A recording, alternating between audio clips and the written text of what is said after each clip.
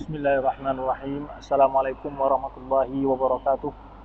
Innal hamdalillah nahmaduhu wa nasta'inu wa nastaghfiruh wa na'udzu billahi min shururi anfusina wa sayyiati a'malina.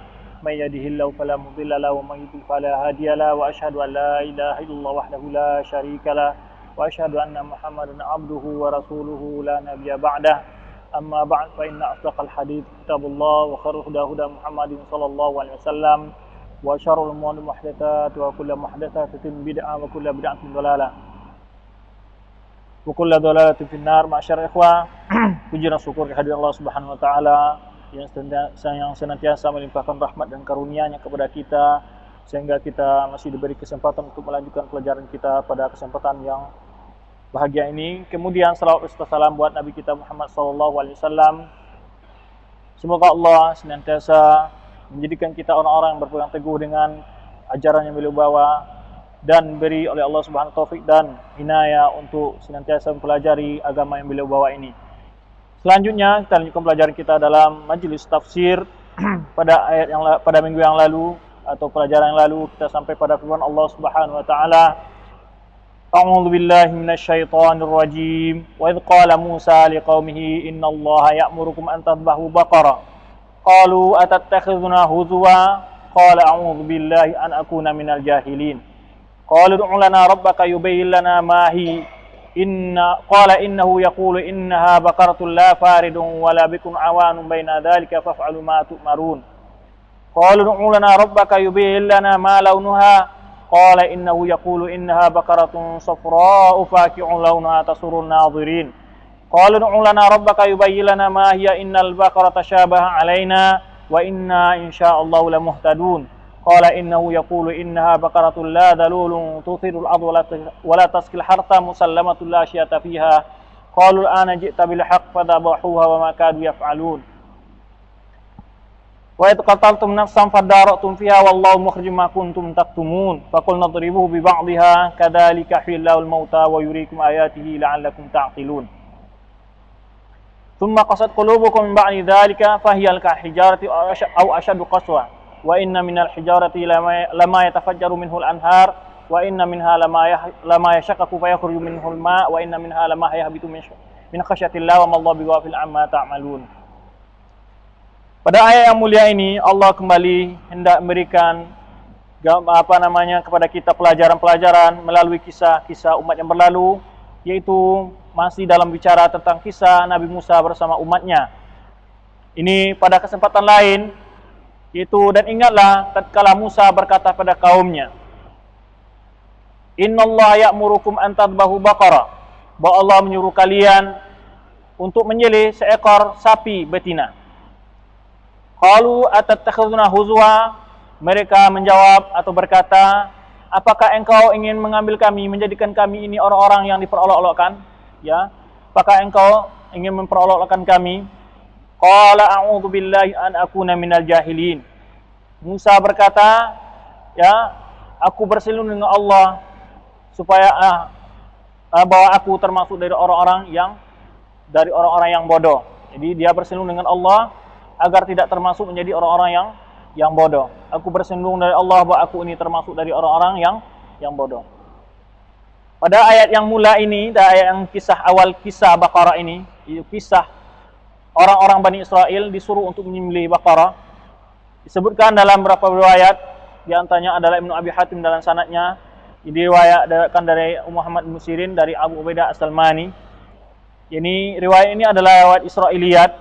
Oleh sebab itu di akhir riwayat ini kata Ibnu Katsir yaitu walakin ini wadhahir anna hadhihi qissah ma'khudatun min kutubi Bani Israil. Jadi kisah ini adalah dari kisah kitab Bani Israil, kisah-kisah Israiliyat.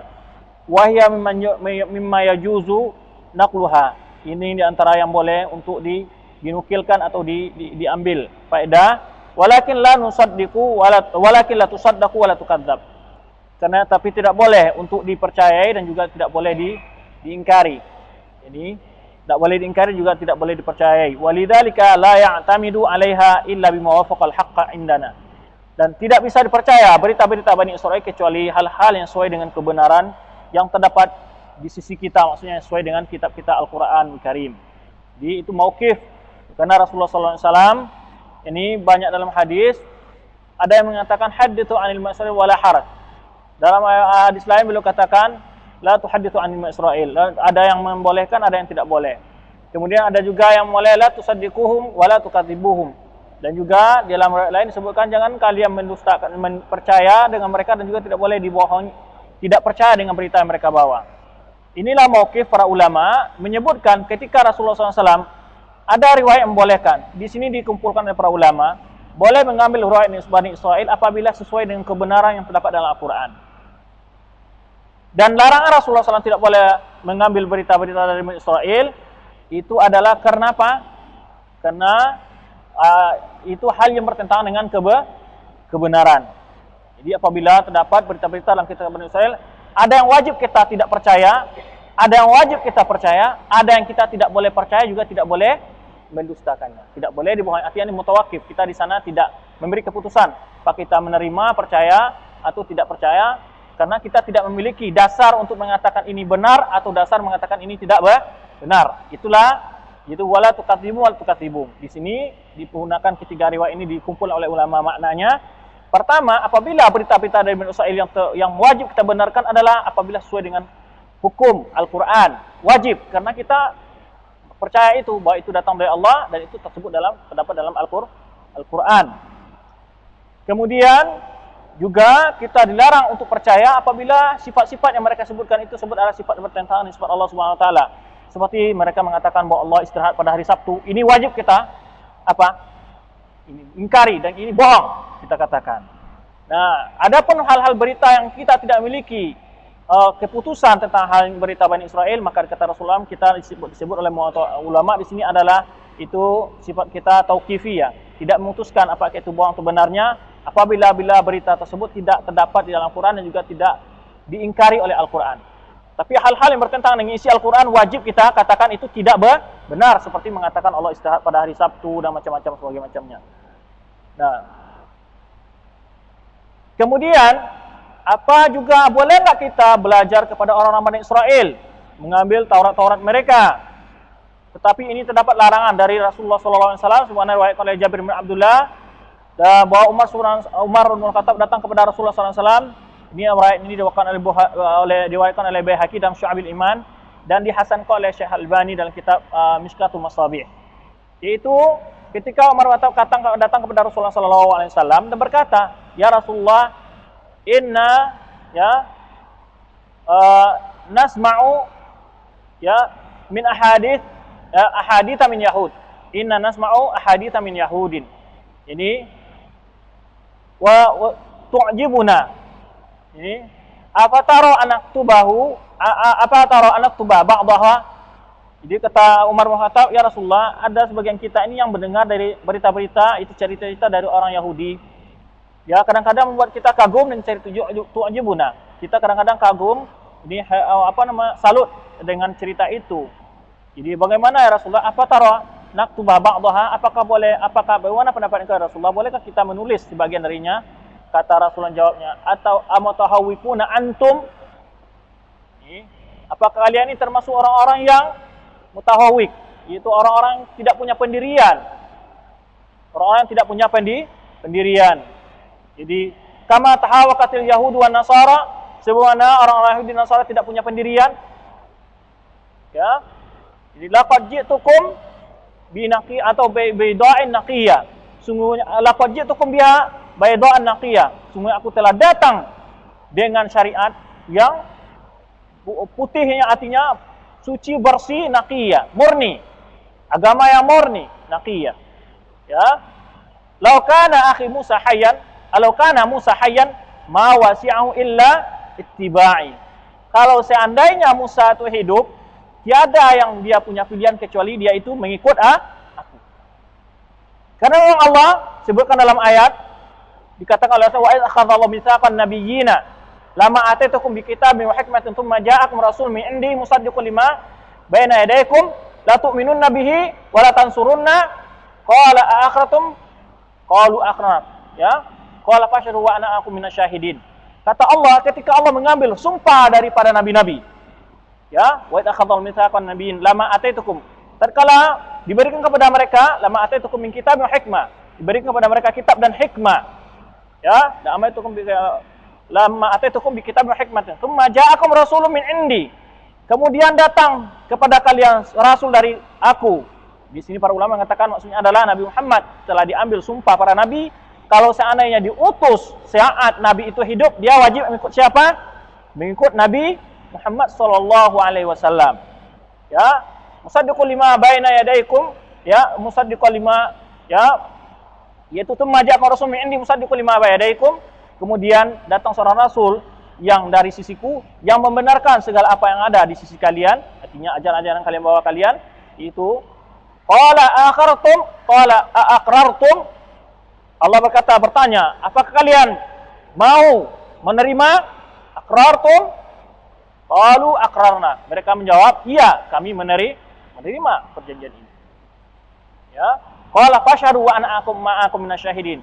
Kemudian oleh sebab itu Allah katakan lagi, ya, persaksikanlah oleh kalian, sungguhnya kalian, aku ini bersama kalian, termasuk orang yang akan menyaksikan nanti siapa yang menepati janji dan siapa yang tidak menepati janji.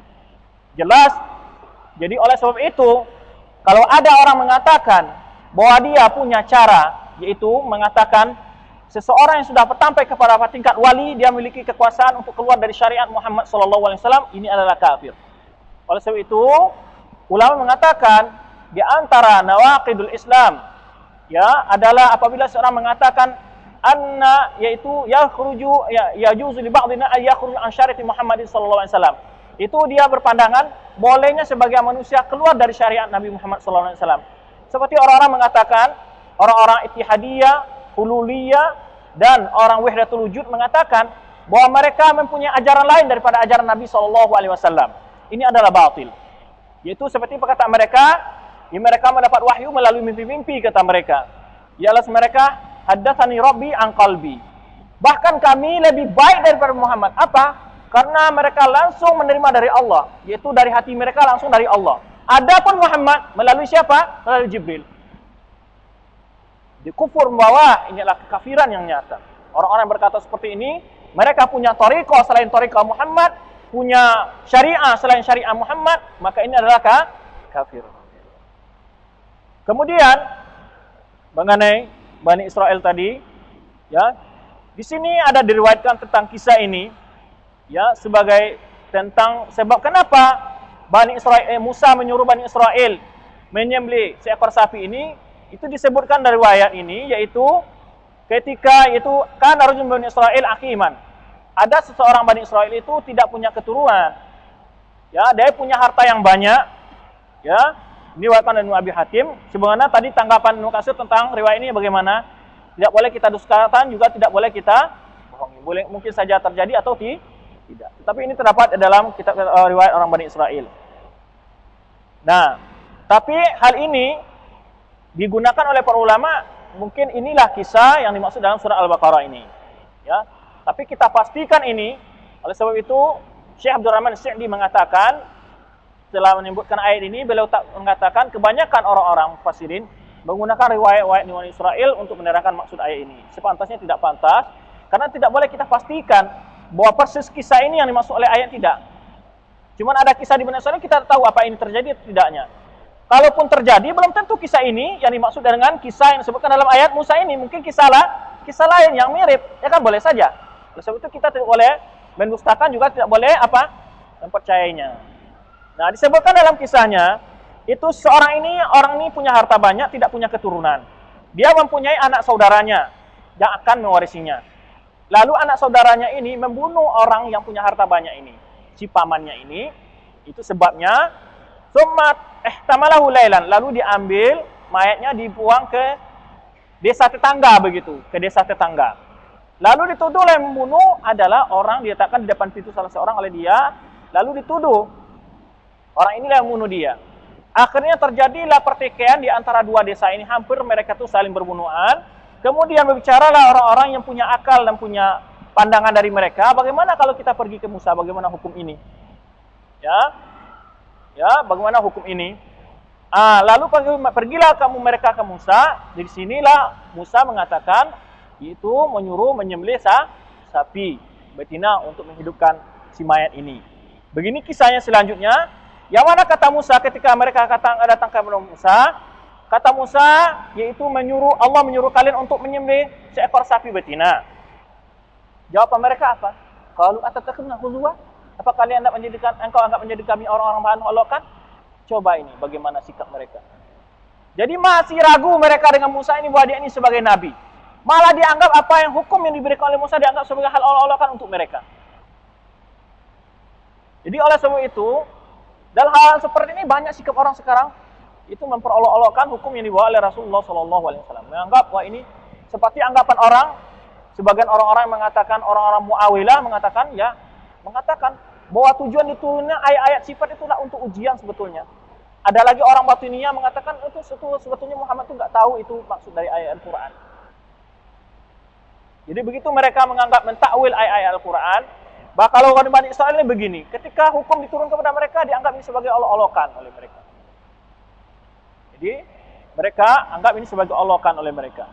Jadi beginilah mereka itu kufur dengan ayat-ayat Allah, dengan perintah para anbiya Allah.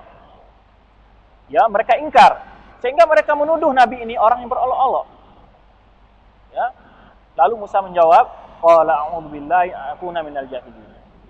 Artinya apa? Karena anbiya itu bukan Allah, aku berlindung dari Allah.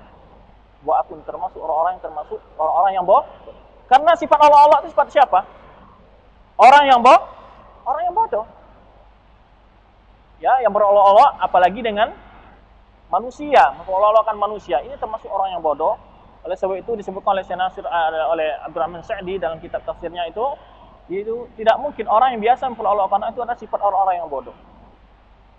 Olokkan manusia yang sama dan sejenis mereka. Yang perolok-olokkan maksudnya ini mempermain-mainkan orang lain. Termasuk sifat-sifat orang yang bodoh. Oleh sebab itu anbiya berselindung dari sifat ini. Artinya apa? Di sini kita dapatkan bahwa apa yang dibawa oleh anbiya itu bukan suatu hal yang olok-olokkan untuk manusia. Artinya apa? Itu adalah wahyu dari Allah. Bukan untuk menyulitkan manusia. Bukan untuk menyulitkan manusia. Semua anggapan orang ya tentang hukum-hukum yang terdapat dibawa oleh Rasulullah SAW diturunkan oleh Allah melalui Al-Quran kepada diturunkan oleh Allah kepada Rasulnya sebagian tabat Al-Quran perintah poligami, adanya dibolehkan poligami, tentang ayatul warisan, pembagian warisan, tentang berhijab, dikatakan itu adalah membebankan. Islam ini tidak adil tentang wanita. Begitu penilaian mereka terhadap wahyu-wahyu Allah. Ini adalah menyerupai sikap-sikap orang yang mengatakan apa yang dibawa oleh anbiya sebagai bahan Allah. Kemudian dan sifat Allah merupakan di sini kita katakan adalah sifat yang jelek. Adalah satu sifat yang jelek. Kita tidak boleh memperolok-olokkan orang lain. Perolok-olokkan orang lain itu banyak modelnya. Ada dengan ilmu, ada dengan kebodohan. Seperti orang-orang al-bidah yang memperolok-olokkan orang awam. Dibikin kepada dia air satu gelas, lalu nanti dengan diberi air gelas ini sebagai obat bagi dia, diberikan infak sekian juta, dibacakan Al-Fatihah, katanya, saya kirimkan Al-Fatihah untuk orang tua kalian, yang penting berimpak sekian juta, salawat untuk orang tua kalian, bagaimana macam-macam. Ini olok-olok terhadap orang awam. Berolok-olok dengan orang awam. Inilah model berolok, kan mempermainkan ini. Dibikin suatu jimat-jimat katanya ini, supaya dagangan kamu laris. Nanti dia infak sekian juta. Berolok enggak? Berolok-olok. Ini mempermainkan orang-orang bodoh. Memperbodohi orang-orang yang bodoh. Nah, ini sifat-sifat yang harus dijauhi dan kita tidak boleh memperolok-olokkan orang lain. Termasuk apalagi memperolokkan hal-hal seperti ini. Itu memperolokkan, memanfaatkan orang-orang bodoh karena dia sudah dianggap sebagai orang yang kiai wali segala macam, dia perolokkan orang awam.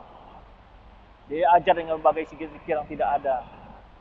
Ya, dikatakan saya melihat mimpi ini, mimpi itu, diajarkan doa ini, doa itu dalam mimpi saya. Ini adalah suatu olok-olok kepada orang lain. Ya. Kemudian, tatkala Musa mengatakan, ya, saya ini tidak masuk orang yang berolok-olok. Ya, saya ini bukan orang berolok, saya bersilung di sikap itu dari Allah Subhanahu wa taala. Lalu mereka bertanya, qalu lana rabbak. Mereka tidak langsung melakukan perintah tersebut, tapi mereka banyak bertanya. Ya. Qalu lana rabbak yubayyin lana ma hiya innal baqara qala innahu yaqulu innaha baqaratun la faridun wa la awanun baina dzalik faf'al ma tu'marun. Mereka bertanya, wahai Musa, doakanlah kepada Tuhan engkau. Tanyalah kepada Tuhan engkau itu, ya, supaya dia menjelaskan bagi kami bagaimana bentuknya. Lembu itu. Lembu betina, sapi betina itu. Berapa umurnya? Kalau ini sebut di sini karena ayat berikutnya bicara masalah umur. Qala innahu yaqulu, kemudian Musa mengatakan, Tuhanku berfirman, innaha baqaratun la faridun. Tidak tua. Tidak terlalu tua umurnya. Wala bikrun, juga tidak terlalu kecil. Ya. Atau yang belum pernah dicampuri oleh lembu laki-laki. Dan oleh ulama, wala bikrun. Wala bikrun, tidak juga terlalu tua, tidak juga terlalu kecil. Ya, awanun baina dzalik, itu antara keduanya, antara demikian. Fa'alu ma tu'marun. Lakukanlah apa kalian disuruh. Kan sudah diterangkan, lakukanlah. Jangan bertanya lagi. Ayo kerjakan, jangan banyak bertanya. Fa'alu ma tu'marun, kerjakan apa yang kalian disuruh. Sudah, yaitu sifatnya begini. Tidak terlalu tua, juga tidak terlalu kecil. Masih mereka. Kenapa? Kan kalau orang biasanya tidak menerima perintah, kalau kita perintah kan biasanya begitu. Tolong beli ini ke toko itu umpamanya kan. Tokonya di mana? Apa bentuk-bentuknya? Nanti barangnya kalau yang bagaimana, yang pendek, yang panjang, atau bagaimana warnanya, yang bagaimana? Kamu maunya warnanya bagaimana? Seolah-olah dia ingin membelikan yang pas, tapi sebenarnya dia apa? Malas untuk membelikan. Jadi ketika kamu minta seperti itu, nanti tidak ada yang diminta, jadi tentu dia tidak akan melakukan. Kita kirim, oh nggak ada seperti itu, saya pergi ke situ nggak ada. Sebetulnya dia asalnya ingin tidak melakukan perintah itu. Jadi kalau sempat nanti umpamanya kamu minta warna merah, dia nggak ada warna merah, sudah kesempatan bagi dia, oh nggak ada warna merah. Jadi Bani Israil ini tujuannya seperti itu ini. Ingin untuk menggagalkan perintah ini sebetulnya asalnya mereka aja. Akhirnya seperti itu tujuan mereka. Jadi menyulit-nyulitkan atas diri mereka sendiri. Maksudnya mungkin dia ingin minta, ya tukar selain Baqarah aja bagaimana. Yang mudah-mudah aja. Ya. Jadi begitu sifat Bani Israil ini. Menyulitkan diri mereka sendiri. Dah, fa'alu ma tu'marun, kata Musa. Lakukanlah apa kalian disuruh. Jangan bertanya-tanya lagi. Nah. Lalu mereka masih bertanya lagi. Qalu ud'u lana rabbaka yubayyin lana ma launuha. Tanya warnanya lagi. Ya. Mereka berkata lagi, hai Musa, doakanlah kepada Tuhan engkau atau tanyakanlah kepada Tuhan engkau agar dia menjelaskan kepada kami apa warnanya. Kata Musa, qala innahu yaqulu innaha baqaratun safra. Ya. Musa berkata, sungguh Tuhanku berkata bahwa warnanya sapi itu adalah warna kuning, pakeon. Pakai, artinya kalau di bahasa Minang, pakai ini artinya apa? Pakeon ini artinya betul-betul kuning. Kuning sekali. Betul kuning. Disebutkan oleh ulama, karena begitu mengkilaunya warna kuning, seolah-olah akan warna itu berwarna putih. Gitu. Sulit mencari warna seperti ini, pakeon. Nah, kemudian tasur nadhin, sehingga orang kalau melihat tuh sangat senang melihat sapi tadi. Ajuk, bagus sapinya ya kan. Warnanya ini bagus sekali, sangat menakjubkan orang yang melihat. Senang orang yang melihatkannya. Orang yang melihatnya. Masih mereka belum puas, bertanya lagi. Qalu ud'u lana rabbaka yubayyin lana ma hiya. Innal baqarata tashabaha alaina. Ya. Sudah sekian bertanya, sudah kali berapa mereka bertanya sekarang? Sudah kali ketiga. Mereka beri asasan. Masih belum bisa kami membedakan itu sapi yang kamu gambarkan itu ya Musa. Tasyabaha alaina. Hampir-hampir terserupa atau namanya? Apa namanya? Tasyabaha ini apa maksudnya? Maksudnya menyerupa, belum bisa kami membedakan ini apa yang kamu maksud ya Musa. Jadi kata mereka, ud'u lana. Wahai mereka berkata lagi, ya ud'u lana rabbak. Ya, mintalah kepada Tuhan engkau itu untuk kami atau serulah dia atau tanyalah yubayyin lana ma hiya. Terangkan kepada kami bagaimana innal baqar tashabaha alaina. Karena aman sapi-sapi ini banyak yang serupa. Jadi belum bisa kami ya tashabaha alaina. Ini kabur bagi kami hal mana sapi yang dimaksud itu. Wa inna insyaallah la muhtadun. Ya insyaallah kami akan melakukan hal itu, la muhtadun, akan mendapat petunjuk. Di sini faedah disebutkan oleh ulama pertama yaitu di sini mereka sudah mulai kendor dari ta'annud mereka, dari keingkaran dan kesombongan mereka. Ya, wa inna insyaallah muhtadun. Insyaallah Allah memberi petunjuk. Di sini maksudnya ini la muhtadun ditafsirkan oleh sebagian ulama imma muhtadun ila kami akan mendapat petunjuk bagaimana bentuk bentuk sapi tersebut, atau mendapat petunjuk siapa yang membunuh orang yang ini. Manul qatil. Wallahu alam. Kemudian ya, insyaallah kami akan menuntut. Di sini juga kita ambil pandangan bahwa petunjuk itu hanya berasal dari Allah. Insyaallah lamu. Ya, itu memang petunjuk yang kita katakan hidayah. Sebenarnya sering kita sebutkan, hidayah ada dua, hidayah syar'iyyah wa hidayah irsyad wa dilalah. Irsyad wa dilalah. Irsyad wa dilalah maksudnya apa? Yaitu hidayah, tuntunan untuk orang mengikut kebenaran, anjuran dan seruan kepada kebenaran. Dan ini dimiliki oleh para anbiya. Ya, oleh sebab itu dikatakan Nabi sallallahu alaihi wasallam dengan sifatnya innaka la tahdi ila siratal mustaqim. Sungguhnya engkau adalah orang-orang yang benar-benar menunjuki pada jalan yang lurus. Tahdi di sini maksudnya apa? Adalah itu benar-benar menunjuki. Itu hidayah dilalah, itu panduan dan dorongan untuk menerima hidayah dari Allah. Dalam ayat lain justru dinafikan innaka la tahdi man ahbabta. Sungguhnya engkau tidak mampu menunjuki sekalipun orang yang engkau cintai. Nah, yang dinafikan di sini maksudnya apa? Bukan yang diisbat dalam ayat yang pertama. Maksudnya apa? Tadi Allah menyatakan bahwa Nabi itu memiliki petunjuk, mampu menunjuki. Sekarang orang mengatakan Allah mengatakan Rasul tidak memiliki petunjuk untuk siapa-siapa. Maksudnya bagaimana?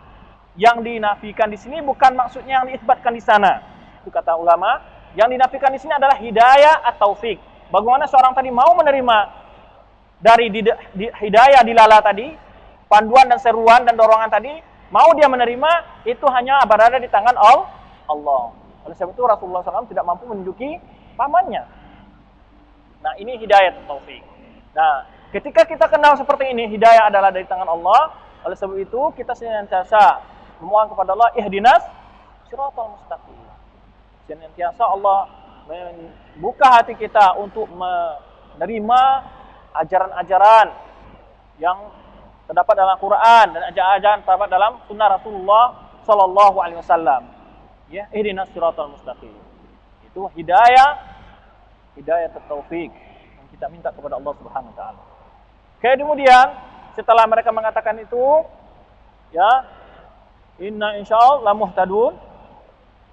Qala innahu yaqulu innaha baqaratun la dalulun tusirul ardh. Musa menjawab ketika mereka minta lagi keterangan bagaimana bentuk sapi tersebut.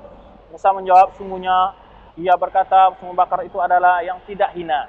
Itu yang dipekerjakan untuk tusirul ardh. Itu yang untuk membajak bumi, membajak sawah, membajak ladang. Belum pernah dipakai untuk bekerja keras. Ini sulit kan? Warnanya kuning, tidak terlalu tua, tidak terlalu kecil, belum pernah dipergunakan untuk, artinya apa? Sapi ini betul-betul apa? Diistimewakan oleh pemiliknya. Ya, istimewakan, tidak dipergunakan untuk kerja keras, untuk bekerja. Jadi memang sapi ini sekedar untuk apa saja, kebanggaan saja. Tidak sebagaimana orang memiliki sapi lain itu dipergunakan untuk bekerja, ya kan? Nah, tidak bukan untuk menggali bumi, itu untuknya membajak sawah lainnya. Wala taskil harta, dan juga tidak ditugasi untuk menyiram tanaman-tanaman. Ya, supaya digunakan untuk menyiram-nyiram bawa air atau apa, ya. Nah, musallamatul la syata fiha. Musallamatun ditafsirkan oleh para ulama itu selamat dari aib, tidak ada cacat, tanduknya enggak ada patah, kukunya semua enggak ada cacat sama sekali. Enggak ada cacat. Musallamatun la syata fiha. Yang mana warnanya yang disebutkan warna kuning tadi enggak bercampur sedikit pun dengan warna lain. Begitu. Jadi qalu al-ana ji'ta bil haqq. Setelah itu mereka katakan sekarang ini baru jelas bagi kami sifat yang sebenarnya. Ya. Fadhabahuha wa ma kadu yaf'alun. Baru setelah itu mereka melakukannya, hampir-hampir saja mereka tidak mampu melakukan mencari sapi tersebut. Ya. Ini disebutkan dari riwayat, sambungan dari riwayat tadi, itu bahwa mereka mendapati di seorang orang itu diminta dengan harga yang sangat mahal sekali. Ya, dengan harga yang sangat mahal sekali. Kemudian setelah mereka dapat, mereka sembelih. Nah, di sini dari ayat yang kita bacakan ini ada beberapa pelajaran yang dapat kita ambil, yaitu tentang pertama adalah dilarangnya kita apa? Mempertanyakan hal-hal yang tidak justru akan menyulitkan dan membebankan kita sendiri. Oleh sebab itu Rasulullah SAW diriwayatkan oleh Abu Hurairah radhiyallahu anhu dari Rasulullah SAW, "Inni sami'tu Rasulullah yaqul, Ya, ma nahaitukum anhu fastanibuhu. Apa yang kalian saya larang darinya maka tinggalkanlah, jauhilah. Wa ma amartukum bihi faf'alu minhu mastata'tum. Jadi apa yang aku suruh kalian maka tinggalkanlah. Apa yang saya suruh kalian maka lakukanlah sesuai dengan kemampuan kalian. Lakukanlah dari perintah tadi ya yang kalian mampu lakukan, perintah yang kalian sanggupi. Fa inna ma ahlaka alladziina min qablikum kathratu masailihim ala waqtilafum ala anbiya'ihim. Jadi sesungguhnya binasanya umat-umat sebelum kalian adalah kathratu masailihim, banyak bertanya. Waqtilafum ala anbiya'ihim, dan bertengkangnya, berselisihnya, senantiasanya mereka melakukan penentangan-penentangan terhadap anbiya mereka. Waqtilafum ala anbiya'ihim. Sebagaimana sifat orang Bani Israel. Sebagaimana disebutkan dalam hadis ini, fa inna ma ahlaka alladziina man kana qablakum, ya, yaitu binasanya orang-orang sebelum kalian adalah karena banyaknya bertanya. Sering bertanya hal-hal, oleh sebab itu dicontohkan oleh para ulama ketika Rasulullah SAW, ya ayuhan nas innallaha kutiba alaikumul hajj wa hujju. Ketika Rasulullah bersabda di depan para sahabat, wahai manusia, Allah telah wajibkan kalian melakukan haji, maka hendaklah kalian berhaji, lakukanlah haji. Lalu salah seorang bertanya, apa kuli amin ya Rasulullah SAW? Rasulullah masih tetap diam sampai diulang-ulang. Apa jawab Rasulullah? Lau qultu na'am la wajabat. Kalau seandainya aku jawab tadi iya, tentu akan menjadi wajib setiap tahun. Jawab sebab itu apa perintah lakukan? Sudah. Sebab itu tidak boleh banyak bertanya, apa hikmahnya perintah ini, apa ini sebelum tahu ini belum saya lakukan, enggak. Ya, apa gunanya berjenggot, apa dilarangnya kita isbal, apa gini, apa gitu, itu tidak boleh dipertanyakan. Kalau kita tidak tahu hikmah, yang tahu itu adalah Allah Subhanahu wa taala. Yang penting diperintahkan lakukan, jangan bertanya-bertanya. Karena bertanya-bertanya akan dikatakan oleh syaitan kalau tidak ada manfaatnya nggak lakukan. Seperti itu jadi. Padahal yakin kita semua yang diperintahkan Allah dan Rasulnya adalah dibaliknya bermanfaat untuk kehidupan manusia. Bermanfaat untuk kehidupan manusia. Oleh sebab itu di sini dalam hadis Abu Hurairah ini itu diriwayatkan oleh Muslim, itu Abu Hurairah usami ara nabiyan ya, inna sami'tu Rasulullah sallallahu alaihi wasallam yaqul ma nahaitukum anhu fajtanibuhu. Apa kalian yang aku cegah darinya maka tinggalkanlah, jauhilah. Wa amartukum bihi faf'alu minhu mastata'tum. Dan apa yang aku suruh kalian darinya maka tentangnya maka lakukanlah darinya apa yang kalian mampu. Fa inna ma ahlaka alladziina min qablakum alladziina min qablikum, fa inna ma ahlaka alladziina min qablikum, sungguhnya binasanya orang-orang dari sebelum kalian yaitu kasratu masailihim, banyaknya mereka bertanya. Waqtilafum ala anbiya'ihim, dan penentangan mereka terhadap nabi-nabi mereka. Ini adalah dalam hadis lain disebutkan dari Mughairah ya bin Syu'bah, riwayatkan oleh Bukhari dan Muslim, sami'tu Nabi sallallahu alaihi wasallam yaqul, innallaha kariha lakum thalathan. Ya, qila wa qal wa ida'atul mal wa kasratus su'al. Sungguhnya Allah membenci bagi kalian 3 perkara. Pertama, qila wa qal, yaitu berita-berita yang tidak jelas asalnya. Qila wa qal. Dikatakan. Si fulan berkata dikatakan begini, begini. Ini tidak benar. Kecuali memang benar. Dan juga dalam hadis sebutkan Rasulullah SAW, man haddatsa bi hadatsin fara'anahu kadziban, ini bahwa ahadul kadzibain. Siapa yang sudah tahu ini berita bohong lalu masih diberitakan pada orang lain, dia termasuk orang yang berbohong. Nah, di akhir-akhir ini banyak barusan apa? SMS tentang apa? Hati-hati, nomor yang sekian jangan dihubungi. Kalau timbul warna merah jangan dijawab. Itu datang ke SMS. Ini berita bohong. Dikatakan bahwa nomor ini adalah nomor yang mampu bunuh orang dari jarak jauh. Berbahaya, membahayakan nyawa. Semua berita bohong. Nggak tahu asal-usulnya. Karena saya tanya langsung orang yang pernah SMS, ini asalnya kamu dapat dari mana? Cerita-ceritanya. Bikin apa? Orang jadi kacau kan? Jadi orang waspada, menimbulkan kegelisahan di tengah orang ramai. Dengan sebab berita bohong seperti ini. Dia sudah tahu berita bohong, masih disebarkan. Ini tidak boleh. Oleh sebab itu, ketika kita melihat hal seperti ini, kita jangan ikut menyebarkan. Ya, bahkan kita mencegah hal-hal seperti ini. Oleh sebab itu, Allah benci kepada kalian 3 perkara, qila wa qal, yaitu dikatakan. Ya. Itu sesuatu yang tidak ada sandaran yang pasti. Ya, qila qal, banyak bercerita-cerita yang tidak ada manfaatnya. Wa idaatil mal, yaitu wa idaatul mal atau idaatul mal, yaitu menyia-nyiakan harta. Yaitu mempergunakan harta pada hal yang tidak ada faedahnya untuk dunia wala untuk akhirat. Bahkan membuat dia mendapat azab dan dosa. Ya, oleh sebab itu jangan menyia-nyiakan harta. Di antara hal yang menyia-nyiakan harta adalah seperti merokok, membeli hal-hal yang tidak manfaat, membeli hiasan rumah yang mewah-mewah sampai jutaan harganya. Ini adalah mubadir. Ya, beli umpamanya biasanya kalau ibu-ibu perempuan itu biasanya beli piring, segala macam piring nanti taruh di lemari hiasan. Begitu saja taruh di sana saja dipergunakan tidak. Ini mubadir, wa idaatul mal. Atau beli baju-baju yang tidak dipakai lagi, yang penting ada model. Beli-beli sepatu semacam. Ini biasanya seperti itu. Ini idaatul mal, menyia-nyiakan harta. Atau membeli perangkat rumah yang mahal-mahal, terlalu mahal, tidak layak lagi. Beli sofa aja sekian, bahkan ada mungkin sampai 1,5 miliar. Ini apa ini sofa saja untuk duduki? Ya kan? Hal-hal yang berlebihan termasuk idaatul mal. Idaatul mal, hal-hal yang berlebihan tidak boleh. Termasuk jatuh kepada mubadir.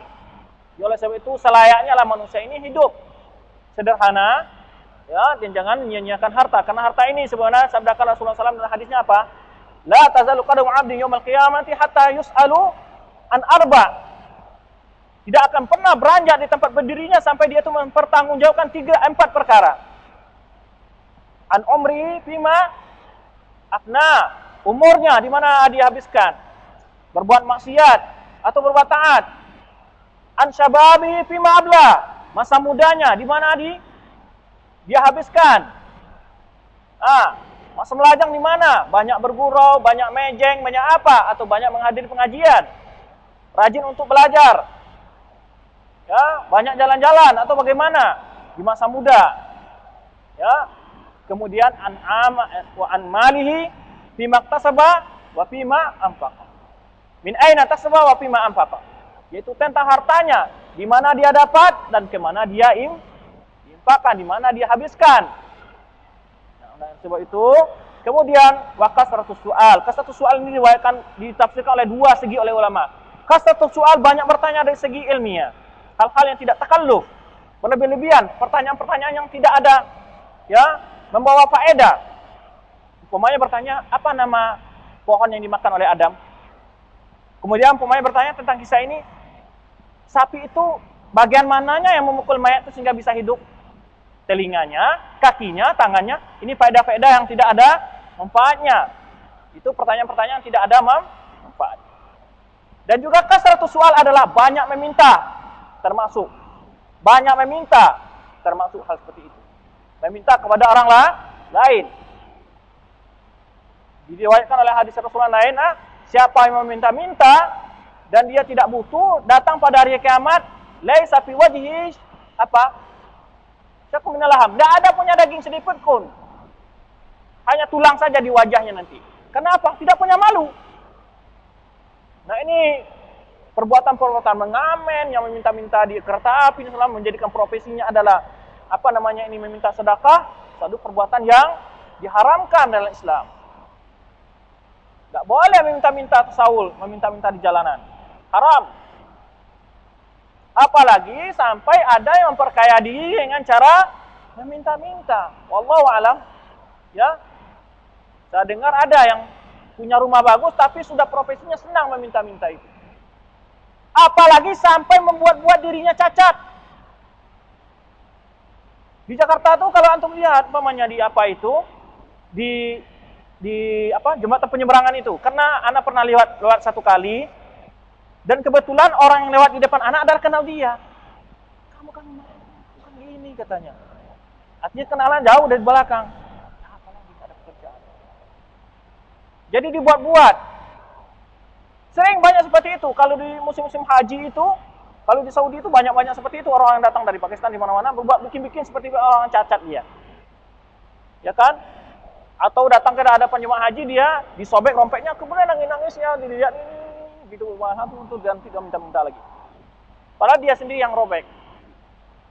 Ini adalah perbuatan yang haram. Ini yang sangat sekarang ini yang dijahili oleh yang tidak dipahami oleh orang-orang kebanyakan yang suka minta-minta, mengamen dan segala macamnya. Ya, ini perbuatan yang haram. Oleh sebab itu, kadang-kadang anak nggak ngasih. Kecuali memang orang-orang berhak mungkin dia cacat, kelihatannya betul potong kakinya semacam, baru kita kasih.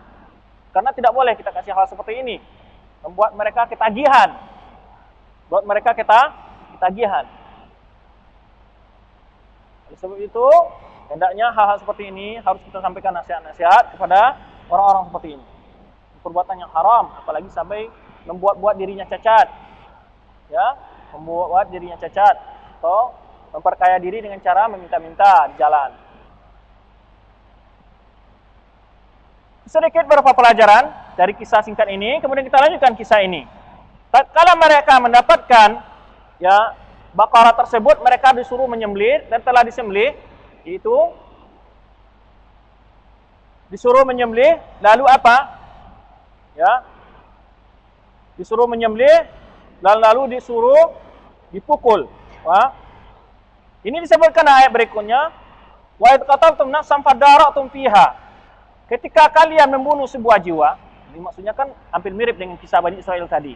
Oleh sebab itu ulama ista'nis banyak menyebutkan kisah Bani Israel tadi. Itu tak kala kalian membunuh seorang jiwa, fadara'tum fiha, kalian berbantah-bantahan siapa yang membunuhnya tentangnya. Saling hampir terjadi yang mana dalam kisah tadi hampir terjadi tumpah darah. Ya, fadara'tum fiha, saling berbantah-bantahan, kamu, saya tidak, ini gitu. Saling berbantah-bantahan mereka. Wa qataltum nafsan fadara'tum fiha. Ini juga terdapat oleh kita bagaimana besarnya dosa membunuh jiwa. Besarnya dosa membunuh jiwa. Jadi, wallahu mukhrijum ma kuntum, sampai Allah menurunkan sendiri hukum tertentu kepada Nabi Musa dan juga pada dalam syariat ada hukum tertentu. Ya, dengan hal seperti ini ditugaskan Bani Israel untuk mencari si pembunuh itu sendiri dengan cara disuruh menyembelih sapi betina ini. Wallahu mukhrijum ma kuntum taktumun, Allah akan mengeluarkan apa yang kalian sembunyikan. Itu artinya apa di sini? Artinya kan tidak ada yang mau mengaku ini. Allah pasti membuktikan siapa yang menyembunyikan kemungkaran ini. Ini apa yang dapat kita ambil pelajaran? Sekecil apapun, bagaimanapun pintarnya kita menyembunyikan kemaksiatan, tidak tersembunyi bagi Allah. Kalau Allah ingin buka aib kita, terbuka. Artinya di sini apa? Jangan kalian coba-coba kalian menipu Allah. Kata kalian bikin di tempat yang tidak ada lampu atau bagaimana bisa menyembunyikan dimanapun. Ya, kalau orang korupsi semuanya bikin rekening 100, bagian 10, bagaimanapun menyembunyikannya, dilipat-lipat dimanapun uangnya, tetap Allah mengetahui. Wa kuntum taktumun, apa saja yang kalian sembunyikan tidak ada tersembunyi di sisi Allah. Artinya apa? Jangan kalian dalam melakukan maksiat itu merasa tersembunyi dari Allah, merasa tidak dilihat oleh Allah. Jadi dalam ayat ini mukhrijum ma kuntum taktumun, Allah akan keluarkan apa yang kalian sembunyikan. Ya. Faqul nadribuhu bi ba'dihha. Lalu Allah katakan wahyu kepada Musa untuk menghidupkan apa? Pukul si mayat itu dengan sebagian daripada sapi tadi. Ya. Pukul sebagian dari sapi tadi. Kemudian setelah dipukul, nah bagian mana? Oleh sebab itu sini Ibnu Katsir dan para ulama-ulama yang mengatakan tidak benar kalau ada orang menentukan faedah bagian mananya sapi yang digunakan untuk memukul si mayat tersebut. Karena tidak ada faedah. Kalau seandainya itu ada faedah, pastilah Allah menyebutkan di sini. Maka termasuk takalluf, termasuk bersusah payah, berlebih-lebihan hal yang tidak ada manfaatnya, orang-orang bercoba mencari hal-hal seperti ini. Nah, kadzalika yuhillul mauta. Allah apa? Hidupkan orang mati tadi.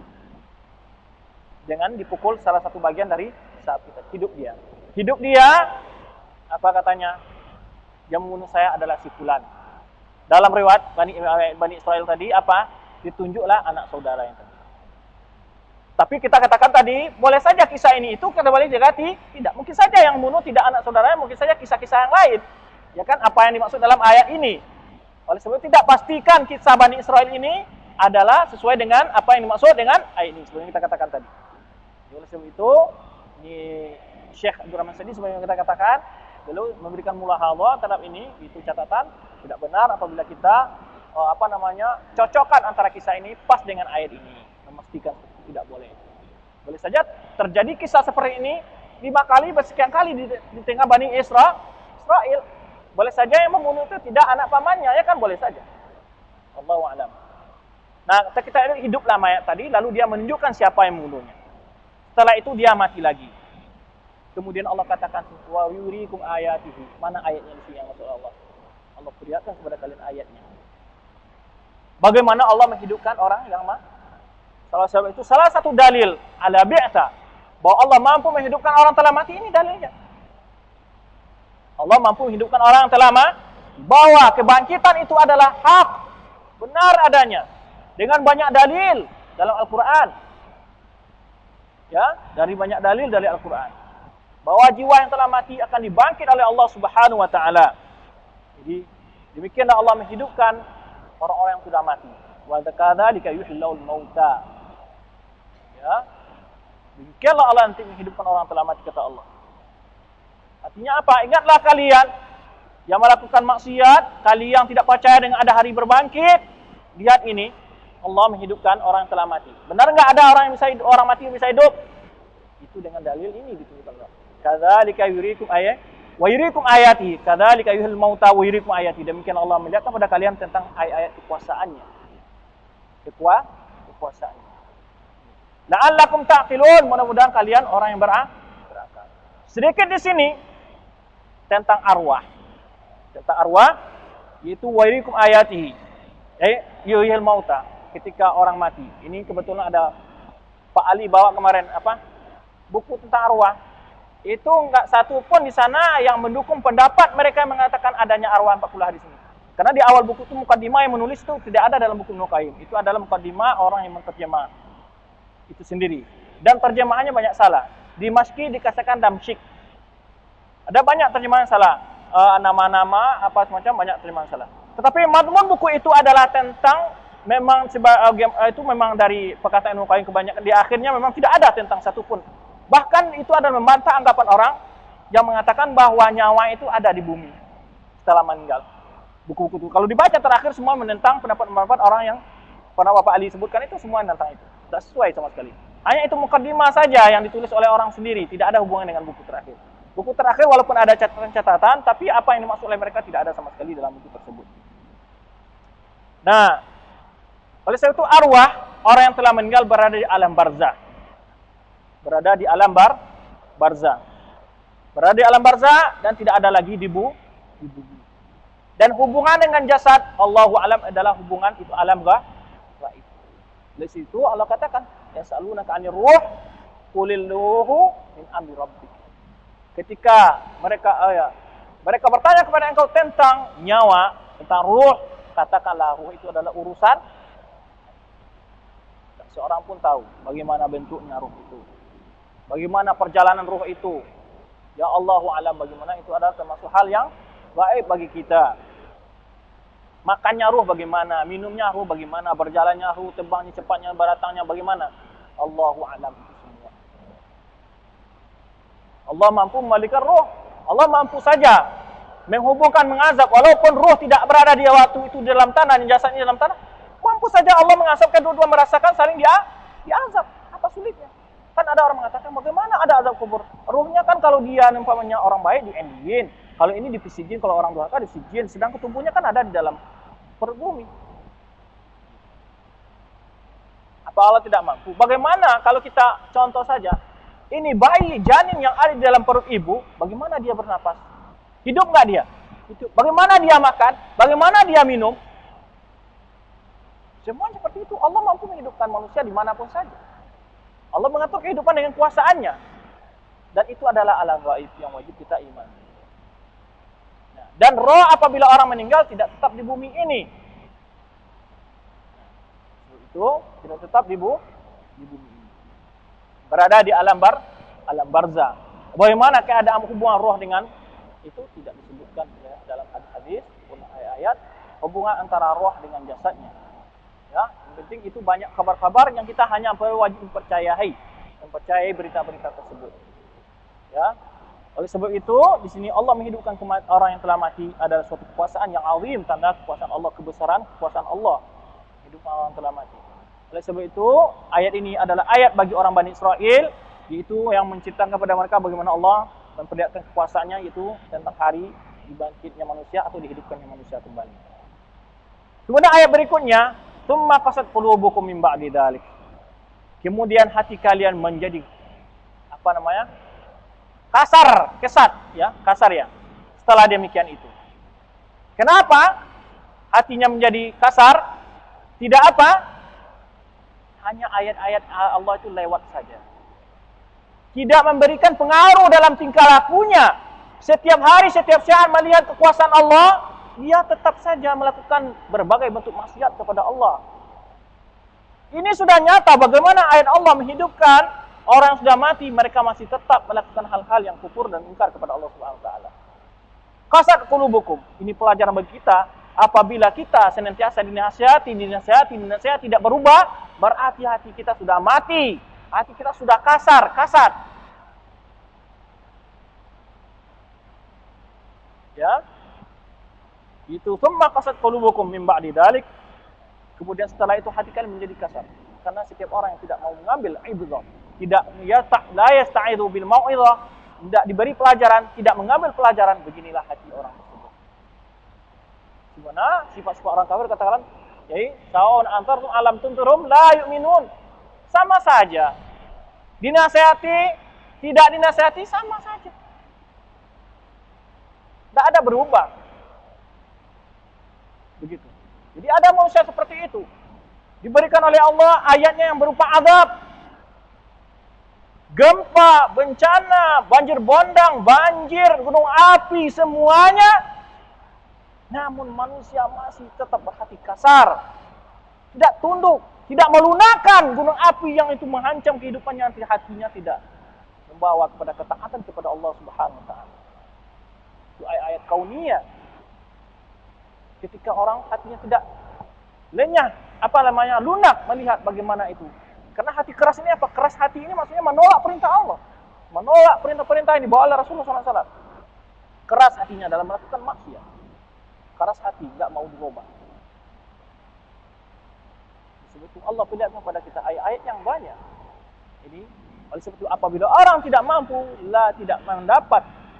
Ketika dalam ayat Al-Quran banyak kisah-kisah umat yang berlalu. Tidak mengambil pelajaran kita dari hal itu, membuat hati kita kasar. Membuat hati kita kasar. Bahkan digambarkan fahiyya kal hijarah, seperti batu. Kerasnya. Ya. Au asyaddu qaswa, bahkan lebih keras dari batu. Orang sudah berhati batu. Orang sudah berhati batu, bagaimanapun undang-undang untuk merubah, ya, jangan melakukan korupsi dan segala macam, tetap azabnya bagaimana dia tidak akan jerah. Karena hatinya sudah seperti tidak mampu lagi diketuk oleh nasihat. Ya, seperti batu. Di sini Syekh Abdul Rahman Sa'di menyebutkan, kenapa Allah mengatakan seperti batu, tidak mengatakan seperti besi? Di antara faedah katanya, kalau batu dibakar tidak mau berubah, benar. Tapi kalau batu atau baja dibakar, lama-lama pasti cair. Subhanallah. Sangat, ya, maha hikmahnya Allah dalam memberikan perumpamaan dalam ayat ini. Diumpamakan hati mereka seperti batu. Bagaimanapun diolah, sebagaimana batu kalau dibakar tidak ada berubah-ubah, demikian pula perangai mereka. Diberi ayat-ayat Allah, diberikan kabar gembira, kamu beramal solehlah masuk surga nanti, anakmu kamu akan berizki oleh Allah, banyak hikmah pahala yang besar segala macamnya, tidak berubah. Diberikan azab, ancaman azab, kamu berbuat begini, dia ancam dengan adab begini adabnya, orang yang suka berbudi begini adabnya, orang suka makan riba begini adabnya, disebutkan adabnya begini. Allah sangat besar gimana jika tidak berubah.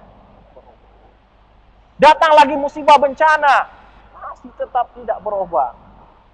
Bagaimanapun tidak berubah. Melakukan maksiat, tertangkap mencuri, dihukum. Keluar dari bui, keluar dari tahanan, bikin lagi. Subhanallah, ini hati yang sudah tidak bisa dirubah. Sebab itu Gimana Allah menjadikan ini seperti batu? Karena memang batu tidak bisa ditaruh dalam air juga nggak mau berubah. Taruh dalam api pun tidak mau berubah. Ya kan? Ada nggak batu yang di sungai itu sudah sekian tahun dia hancur? Enggak kan? Sekarang tungku, ya dulu ya, kalau sekarang orang pakai kompor gas. Kalau saya di kampung dulu kan pakai tungku batu tuh. Sudah sekian tahun dipergunakan untuk dibakar api, tungku tetap seperti itu juga. Jadi oleh sebab itu, di antara hikmah dikatakan oleh para ulama di sini, kenapa Allah umpamakan hati mereka sebagai batu, tidak seperti baja dan besi? Padahal baja dan besi kan kuat. Tapi baja dan besi apabila dibakar, dia bisa cair. Batu apabila dibakar tidak mau cair. Beginilah hati-hati yang sudah dicap oleh Allah, hati yang tidak mendapat lagi pelajaran dari ayat-ayat Allah. Baik ayat Allah syari'iyah, itu ayat syari'iyah yang menceritakan tentang surga, yang menceritakan tentang neraka, kemudian ayat-ayat kauniyah, itu tanda-tanda kebesaran Allah, adanya berbagai bentuk musibah, adanya berbagai makhluk-makhluk yang begitu azim, yang begitu besar, menunjukkan kebesaran Allah, tidak mampu mengambil pelajaran. Ayat-ayat yang ada pada dirinya, yang sering kita kupas, bagaimana Allah menciptakan lidah kita, daging yang sekupal ini, bisa membedakan semua rasa makanan. Masuk garam terasa asin, masuk gula terasa manis, masuk jeruk terasa asam. Ya, kalau seandainya, bagaimana apa ini resep di sini yang bisa membedakan? Ambil nggak kita pelajaran? Daging yang begini, semua makanan yang kita masukkan dapat dibedakan oleh kita. Minuman, diminum air mangga, jeruk sirup mangga terasa mangga.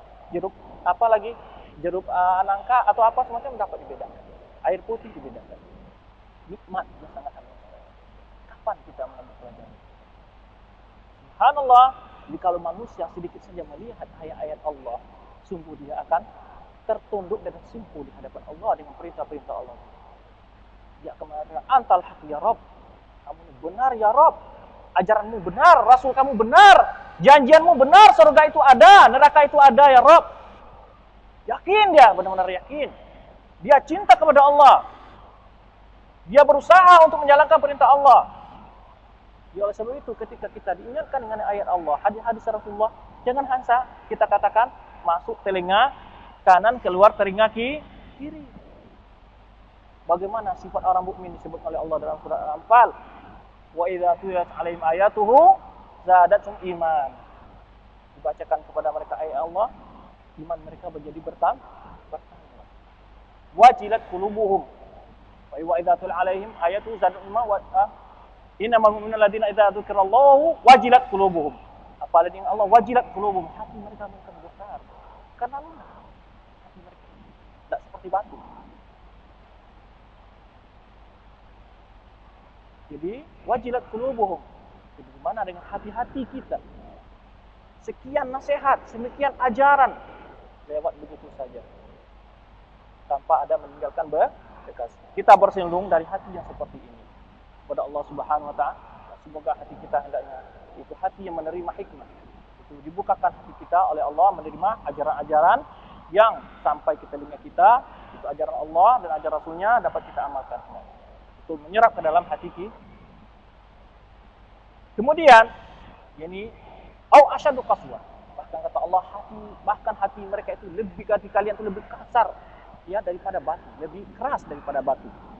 Wa inna minal hijarati, kenapa lebih kasar daripada batu? Karena sebagian dari batu itu lamma yatafajaru minhu anhar. Dan sebagian batu keluar sungai. Artinya mengeluarkan apa? Hal yang lunak. Walaupun dia keras tapi mengeluarkan hal yang lunak, air. Ya, karena ada di antara batu-batu itu yang keluar darinya sungai, yatafajaru minhu anhar. Itu memancar darinya sungai-sungai. Dan di antara batu juga wa inna minha lama yashaqqu minhu fa yakhruju minha. Di antaranya ada di celah-celahnya atau pecah-pecah atau dia yashaq meranggah keluar darinya air. Yashaqqu fa yakhruju minha. Keluar darinya air. Wa inna ma yahbitu min khasyatillah, dan di antaranya ada yang jatuh dari gunung karena takut kepada Allah.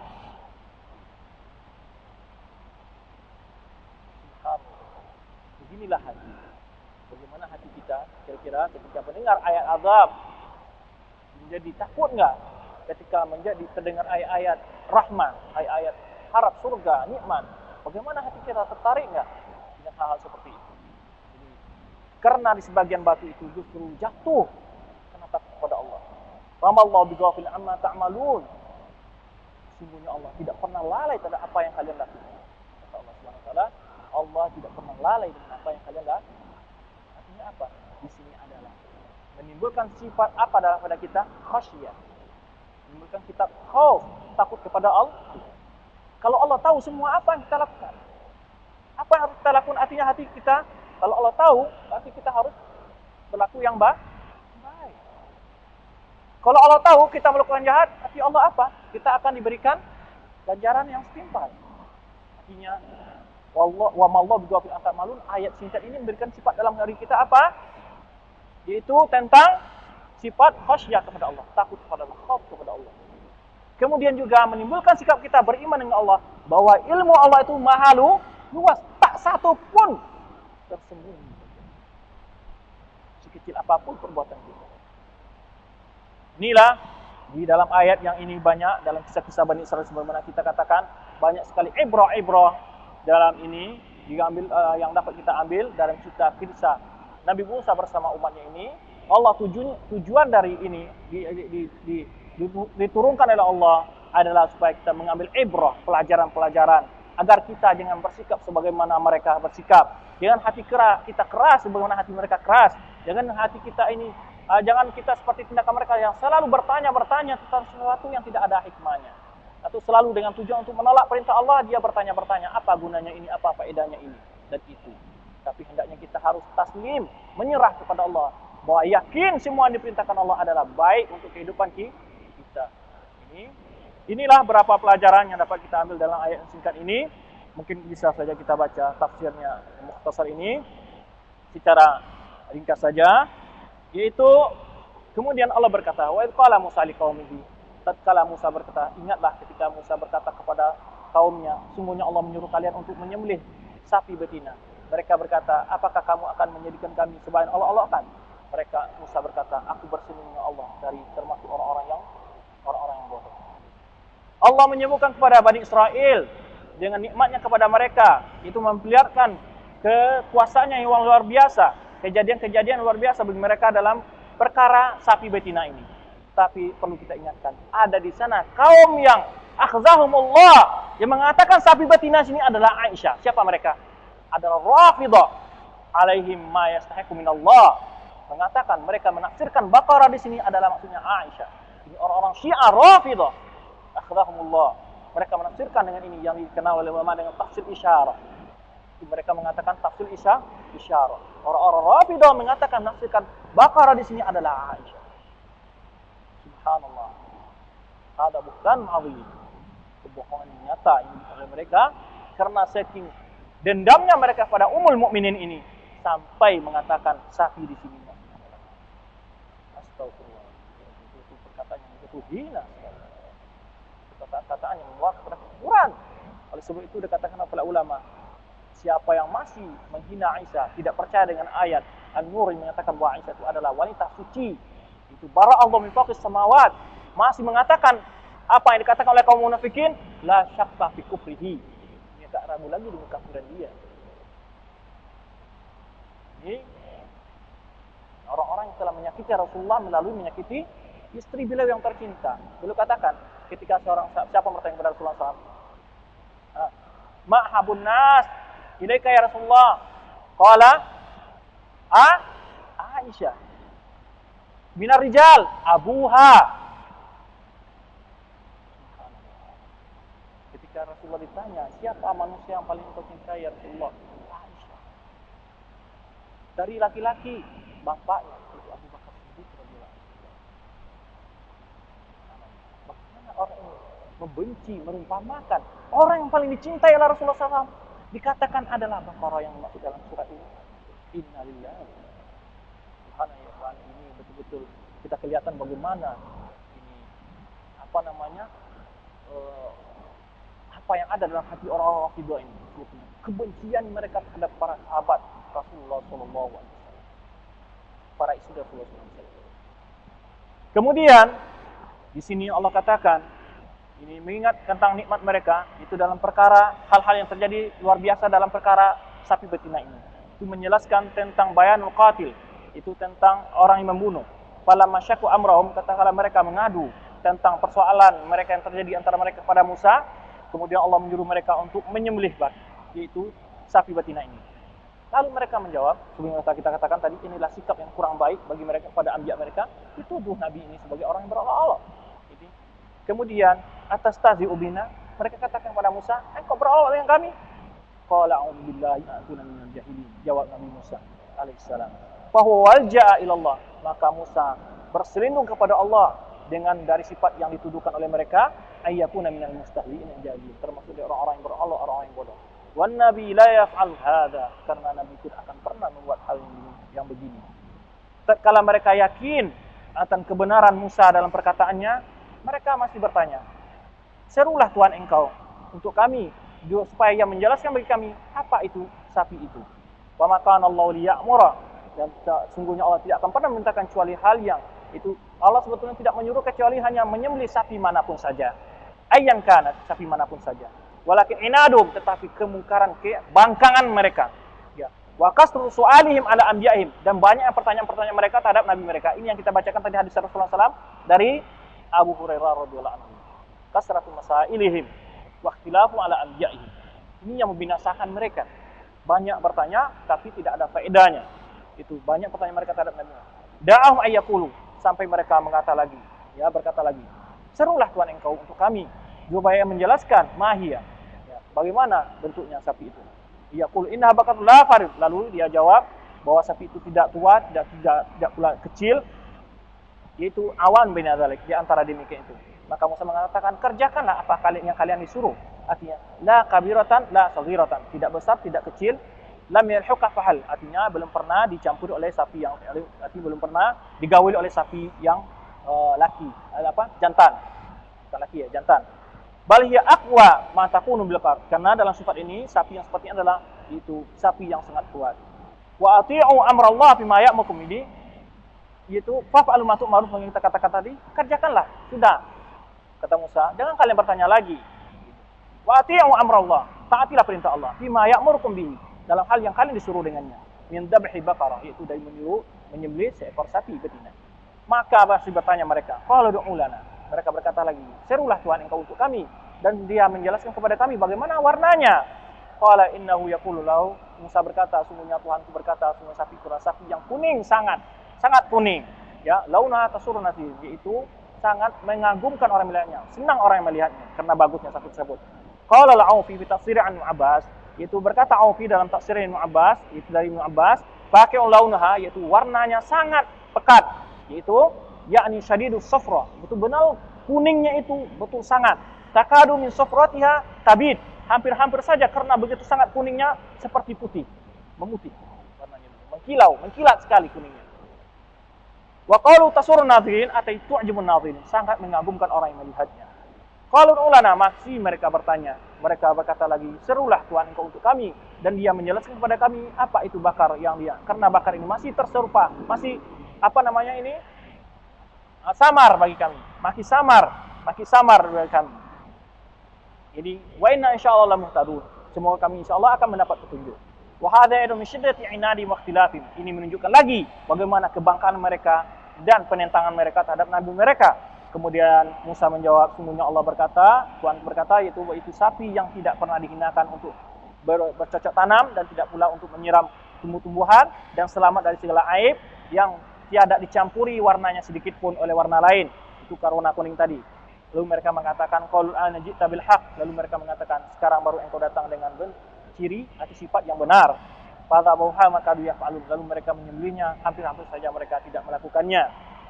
Kemudian ini la tazulu tusil arda, yaitu tidak hina, yaitu menggali bumi, artinya anha laysat mudallalatun bi hirata, itu tidak dipergunakan untuk bercocok tanam. Wala taskil harta, tidak juga untuk menyiram tumbuh-tumbuhan. Ini la mu'idata lisaqi fisania, jadi arti tidak digunakan untuk menyiram tanam tumbuh-tumbuhan. Bal hiya mukarramatun hasanatun sabihatun, artinya sapi itu adalah sapi yang sangat dimuliakan. Itu sapi hiasan, bukan seperti sapi kebanggaan sapi pemeliharaan untuk mainan, bukan sebagai sapi untuk bekerja. Nah, musallamatun ay sahihatun la aiba fiha, itu sehat, tidak ada sedikit pun cacat. La syiyata fiha ay laisa fiha laun ghairu launiha, itu tidak pernah bercampur warnanya dengan warna yang lain. Lalu mereka berkata, qaul ajita bil haq, itu mereka mengatakan baru sekarang ini sifatnya baru pas, ya. Lalu mereka melihat bakar tersebut, sapi tersebut dari di sisi seseorang, itu milik seseorang. Lalu mereka membelinya, fatabuha wa maka yaf'alu, lalu mereka menyembelihnya dan hampir saja mereka tidak melakukan. Qala Dhahhak an Ibnu Abbas, berkata Dhahhak diriwayatkan dari Ibnu Abbas, yakadu an la yaf'alu, mereka hampir saja tidak melakukannya. Walam yakun dzalika alladhi aradu, itu sebetulnya mereka tidak mengingatkan hal yang demikian. Lian aradu an la yadbahuha, sebenarnya kita katakan tadi, sebetulnya mereka itu dasarnya tidak mau ingin menyembelih. Kita contohkan tadi, seseorang apabila kita suruh, dia mengatakan apa bentuknya, apa panjangnya, apa warnanya, apa ininya, itu sebetulnya dia malas pergi. Kalau kita kata, oh nggak ada di sana, toko sana, gitu, dia juga pergi gitu. Nah, tujuan mereka sebetulnya itu menggagalkan perintah ini. Kata Ibnu Abbas di sini, pada hakikatnya mereka itu, yaitu li'annahum aradu an la yadbahuha, pada hakikatnya mereka tidak ingin menyembelihnya. Jadi annahum aku li hadzal bayan, sekalipun dengan segala keterangan ini. Wa kullu hadi ajba wal asila, ini adalah segala pertanyaan dan jawaban ini. Wal istihda, penjelasan ini, ma dzabuha illa ba'da juh. Jadi mereka tidak mampu melakukan penyembelihan sapi tersebut kecuali telah bersusah payah mencari sapi ini di tengah kampung mereka. Ya. Wa fi hadza dhammun lahu, dalam ini adalah sifat mereka itu dicelah karena tingkahnya ini. Artinya kita ambil dari pelajaran dari apa di sini, bahwa kita jangan sampai mencontoh sikap mereka. Ini celaan bagi mereka. Wa dzalika innahu lam yakun gharaduhum illa ta'annud, karena yang demikian itu tidak ada tujuan mereka kecuali hanya untuk apa? Ta'annud.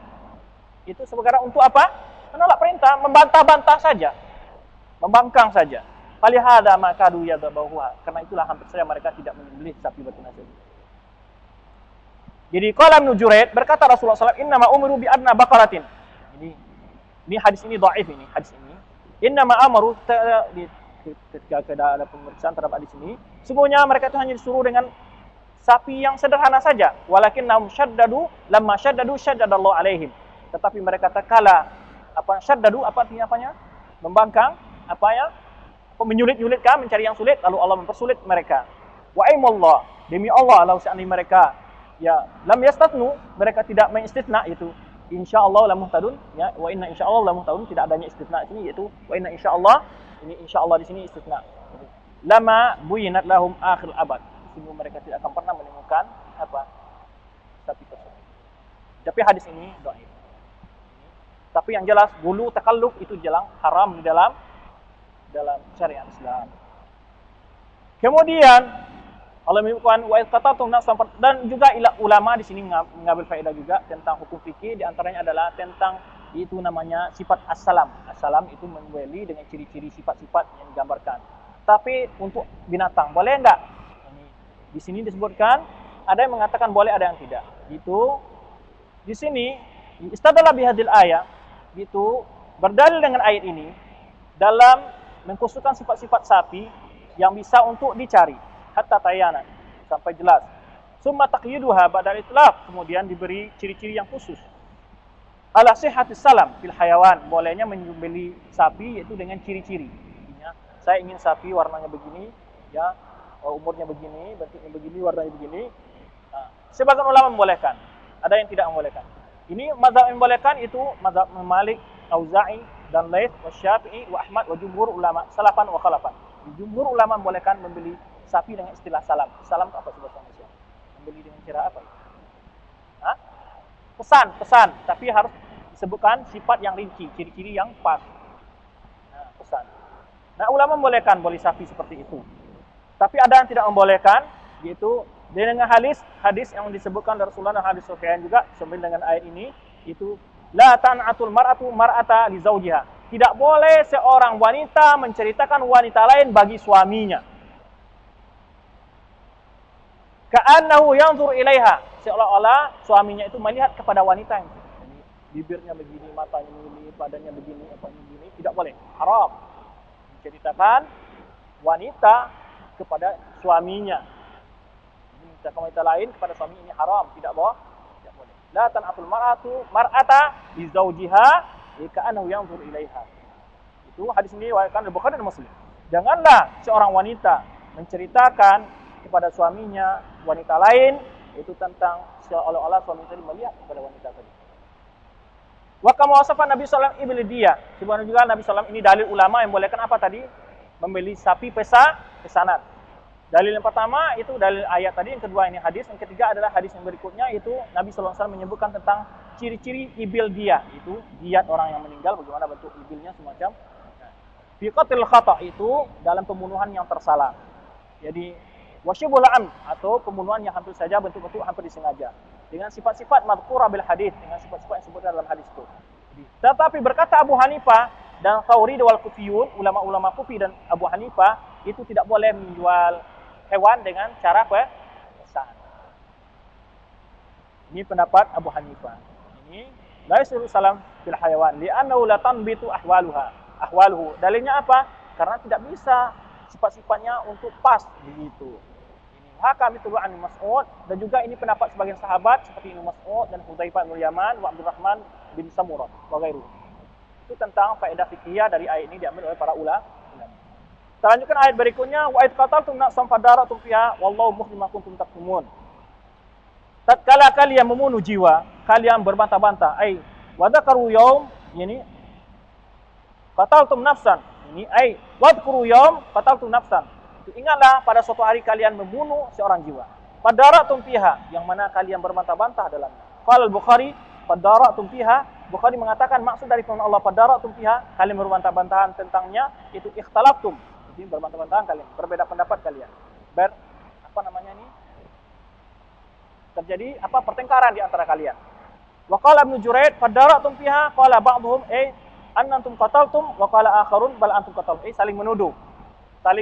Enggak, saya kamu yang bunuh. Ini bukan. Saling menuduh. Ya, kullu fariqin yadra'u an nafsi ajrima. Jadi masing-masing orang membebaskan dirinya daripada tuduhan pembunuhan tersebut. Ini maksudnya fadaratum fiha. Wallahu mukhrijum ma kuntum taktumun. Qala Mujahid, yastaghibun. Ya Allah akan membuktikan apa yang kalian sembunyikan. Jadi kita katakan ini adalah ayat memberikan kepada kita apa? Menimbulkan sifat khauf pada kita hendaknya. Allah itu mengetahui apapun yang akan membuktikan apa yang kita sembunyikan. Wa qulna dribu bi ba'dihha, maka kami kata Allah di sini mewahyukan pukullah sapi itu mayat itu dengan sebagian dari sapi tadi. Hadzal ba'd huwa ayu syai'in, itu bagian dari sapi tadi bagian mana saja. Ini kana min a'dhahi, ini daripada bagian-bagian anggota sapi tadi. Fal ajzatu hasilatun, fal mu'jizatu hasilatun bihi, yaitu mukjizat itu terbukti dengan bagian manapun saja. Nah, kalau kana fi ta'yin hadzal ba'd fa'idatun ta'udu alaina fi amri din wa dunya la bayyanahu Allah taala. Ini kata di sini dikatakan kalau seandainya ada faedah dalam menjelaskan bagian mananya sapi itu yang diambil untuk memukul mayat itu, ya ada faedah yang kita dapat kita ambil dalam urusan dunia atau urusan dalam agama kita, pastilah Allah menjelaskan kepada kita. Semuanya Allah tidak menjelaskan nama pohon yang dimakan oleh Adam. Kemarin kita kan sempat juga membaca, menerangkan ya, hal-hal seperti ilmu seperti ini ada ilmu-ilmu yang tidak ada faedahnya dibahas. Walakinahu ubhima, tapi Allah mubham, tidak dijelaskan. Ini walam yaji an tariqin sahih, tidak pernah dapat diriwayatkan dalam jalan yang sahih dari Nabi sallallahu alaihi wasallam yaitu kejelasan bagian mana sapi itu yang diambil. Fanahnu nubhamu kama abhamallah. Maka kita juga tidak menjelaskan, memubhamkan sebagaimana difahamkan. Artinya tidak perlu kita katakan bagian telinganya, bagian pahanya itu tidak boleh. Allah tidak menentukan bagian-bagian tersebut. Hanya kita katakan bagian dari sapi tersebut. Wallahu a'lam bagaimana yang dia ambil. Wa qala ta'ala wa kadzalika hilau mauta. Itu Allah berikan Allah menghidupkan orang yang mati. Jadi dapat pelajaran dari hidupnya orang mati ketika dipukul dengan bagian dari sapi tadi. Apa ayat yang disebut kalau itu? Demikian pula kata Allah, Allah menghidupkan yang mati. Di sini terdapat pelajaran bagi kalian kata Allah. Itu bagaimana Allah menghidupkan orang telah mati. Allah mampu menghidupkan walaupun kalian telah mati, Allah mampu menghidupkan kembali. Fadru itu maksudnya fadribul qatil bi ba'di ajza'il baqara fahayyun. Maka mereka memukul orang yang dibunuh tadi dengan sebagian dari bagian sapi itu lalu hidup dia. Wa bidzalika tanbihu minallah, dalam ayat ini, dalam hal demikian ini adalah penjelasan, peringatan dari Allah Subhanahu wa taala ala qudratihi, tentang kekuasaan Allah. Itu mampu menghidupkan orang wa ihyaihi, dan wa ihya'il mauta, bagaimana Allah dan menghidupkan Allah akan orang-orang yang telah mati. Bima syahadu, yang mereka langsung menyaksikan dengan mata kepala mereka sendiri. Min amril qatil, itu dari urusan orang yang dibunuh ini. Ja'ala tabaraka ta'ala dzalika as-sani' hujjatan lahum 'alal mi'ad. Yang mana Allah menjadikan perbuatan yang demikian itulah hujjah bagi mereka, itu tentang akan adanya hari berbangkit. Akan dibangkitnya tubuh-tubuh yang telah mati. Kemarin kita katakan ada faedah, lupa kita ingat saat kita menyebutkan cuplikan tentang mazmun ayat ini. Kenapa Baqarah yang disuruh, tidak disuruh binatang yang lainnya? Di antara ulama menyebutkan, karena mereka sebelumnya kan menyembah Baqarah, itu ijil. Karena itu pada saat sekarang ini, Tuhan mereka itu justru disembelih, dihindarkan. Bahwa ini bukan Tuhan. Ini di antara hikmah disebutkan oleh para ulama mufassirin. Kenapa Allah menyuruh menyembelih Baqarah dan tidak menyuruh menyembelih binatang? Bahkan Allah mampu saja, tanpa ada sembelih Baqarah pun mampu menghidupkan mayat ini. Tapi di antara hikmah dikatakan para ulama adalah karena mereka sebelumnya menyembah ijil yang dibuat oleh Samiri, yaitu berupa anak sapi betina. Jadi oleh sebab itu anak sapi itu, karena itu mereka, Tuhan mereka sekarang disembelih. Jadi artinya membuktikan kepada mereka bahwa perbuatan kalian itu batil sekali tentang apa yang kalian lakukan, mengambil sembahan yaitu anak-anak sapi tersebut. Kemudian wafasilan makana bainahum minal khusuma wal inad, dan juga ini adalah keputusan yang diberikan oleh Allah tentang apa yang terjadi di antara mereka, itu terjadinya permusuhan yang hampir saling berbunuhan tadi. Karena mereka saling tuduh, tak saya kebelasan aja jadi saling hampir itu. Ya Allah memberikan keputusan ini. Diwakilkan Abu Daud atau Yalisi dari Abi Dzar, dari Abi Razin, dari Abi Razin Al-Uqaili radhiyallahu anhu qala qultu ya Rasulullah. Ini dari diriwayatkan oleh Abu Daud atau Yalisi. Ini ada musnad namanya Abi Daud atau Yalisi. Aku bertanya, ya Rasulullah, bagaimana Allah menghidupkan yang mati? Qala, dia berkata, ama marata biwadin mahlin. Apakah engkau pernah lihat lewat di suatu lembah, itu lembah yang kering, lembah yang tidak ada tanam-tanaman. Summa marata bihi hadiran. Kemudian besoknya kamu lihat lagi justru apa? Lembah tadi sudah menghijau. Artinya apa? Bagaimana Allah menumbuhkan tumbuh-tumbuhan dari bumi, demikian pula lah Allah menghidupkan benda yang manusia ini yang sudah mati. Ini tidak sempat kita periksa hadis ini apa sahih apa gimana. Ya. Qala bala. Kemudian Abu Razin ini mengatakan, ya pernah. Qala kadzalika nusyur, demikian pula lah hari berbangkit. Atau qala kadzalika fi'lul mauta, atau dia berkata demikian pula Allah menghidupkan mayat yang sudah mati. Istadalla lima hadza Imam Malik fi qauli qaul Jurayd fulan qatalani. Ini membahas fikih lagi, masalah hukum. Seorang apabila katakan saya dibunuh oleh fulan, nah, boleh enggak diambil perkataannya dia ini, atau saya dipukul oleh si fulan gitu. Perkataan ini bisa dipercaya, ini pembahasan fikih lainnya ini. Ada yang mengatakan boleh perkataan ini menjadi hujjah. Menjadi hujjah karena si qatil yang dibunuh tadi kan setelah dipukul dengan sebagian sapi, dia mengatakan fulan bunuh saya, lalu dipercaya. Ya kan? Tapi Allah jelas beda sekali. Tapi labudda minal bayyinah. Labudda minal bayyinah. Ya sebetulnya di dalam mazhab Imam Malik ini mengatakan ini tentang perkataan Nujuraid, apabila seorang mengatakan fulan memukul saya atau membunuh saya, lauzam bihadil qissa, itu berdalil dengan kisah ini. Dia anak qatil lamma hayya, karena orang yang dibunuh tadi tatkala dia dihidupkan tadi itu ditanya kepadanya siapa yang bunuhnya, dia berkatakan fulan qatalani. Bahkan adzalika maqbulan, hal itu diterima darinya. Ya anna la yakhbiru hina illa bil haqq, karena dia waktu itu tidak memberitahu kecuali hal yang benar. Walau taham wala hal hadi. Jadi dan dia tidak bisa dicurigai dalam hal ini. Warajahu dzalika li hadis Anas. Itu, dan juga mereka menguatkan pendapatnya lagi, bolehnya diterimanya pendapat seorang mengatakan saya dipukul oleh sepulan, harta saya diambil oleh sepulan, itu umpamanya itu dengan hadis bahwa seorang Yahudi yaitu membunuh seorang wanita. Itu ini Allah udahillaha, itu di atas faradaha ra'saha baina hajarain ati, karena ini wanita ini oleh Yahudi ini di apa namanya? Pukul antara dua batu ya. Ya, kemudian faqila man fa'ala biki, lalu ditanyakan pada siapa yang melakukan ini? Fulan atau fulan. Tapi sebut kepada dia, lalu dia menjawab nama-nama, disebutkan nama-nama orang Yahudi Rasulullah SAW, dia mengangguk kepalanya ya fulan. Falamma zalbi hatta i'tarafa, ketika orang tadi dipanggil lalu dia mengaku. Fa'amar Rasulullah SAW ayyarda ra'sahu baina hajratain. Juga dia itu dibunuh sebelumnya waktu dipukul dengan dua batu. Dijepitkan kepada dua di antara dua batu. Demikian wa an Malik idza kana ghautan halafa auliya qatilah qasaman. Tapi Imam Malik mengatakan apabila ini seorang dalam dalam keadaan koma pokoknya. Siapa yang melindas kamu atau siapa yang dia tahu orangnya, kita sebutkan cirinya, itu pendapatnya menurut Ibnu Juraid apa? Diterima. Kalau menurut Imam Malik itu harus itu auliya qatil qasama. Itu qasama maksudnya apa qasama ini? Itu jamaah yuqasimuna ala syai'i wa yakhuluna wa yashhaduna. Artinya bersumpah. Itu keluarga orang yang terbunuh tadi. Menurut Imam Malik. Wa khalafa al-jumhur bidzalika, tapi jumhur ulama mengatakan tidak bisa dijadikan dalil. Kenapa? Banyak taklilnya. Mungkin saja waktu dia itu kan waktu dia jatuh kan enggak pas dia melihat. Dia konsentrasinya enggak pas kan? Enggak bisa dipercaya. Berbeda dengan kisah tadi. Kisah tadi itu memang wahyu dari Allah. Mukjizat. Ya. Banyak taklil-taklil oleh ulama, ini perbahasan fikih yang memang dalam kesempatan ini tidak kurang pantas kita serahkan karena mungkin akan mengganggu pemahaman. Kemudian semua kasat qulubuhum, kemudian hati mereka menjadi kasar, yaitu Allah ini adalah celaan bagi mereka Bani Israel, wa takhri'an lahum, yaitu lahum ala ma syahaduhu, itu ketika ini celaan dan ancaman itu apanya? Tegur kemarahan terhadap mereka. Itu ketika mereka telah melihat ayat-ayat Allah, itu ketika Allah bagaimana menghidupkan yang mati. Wa iyyahil mauta, itu melihat Allah menghidupkan yang mati. Summa qasat qulubukum, kemudian hati mereka menjadi kasar, jadi apa? Setelah demikian itu.